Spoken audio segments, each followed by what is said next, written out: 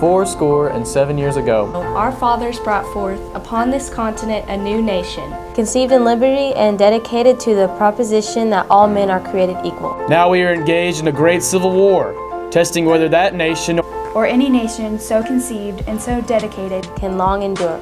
we are met on a great battlefield of that war. We have come to dedicate a portion of that field as a final resting place for those here who have gave their lives, that that nation might live. It is altogether fitting and proper that we should do this. But in a larger sense, we cannot dedicate, We cannot consecrate. We cannot hallow this ground. The brave men, living and dead, who struggled here, Have consecrated it far above our poor power to add or detract. The world will little note nor long remember what we say here, but it can never forget what they did here. it is for us, the living rather, to be dedicated here to the unfinished work which they who fought here Have thus far so nobly advanced.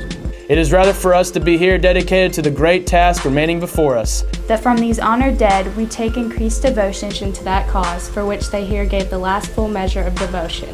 that we here highly resolve that these dead shall not have died in vain, that this nation, under God, shall have a new birth of freedom, and that government of the people By the people, for the people, shall not perish from the earth.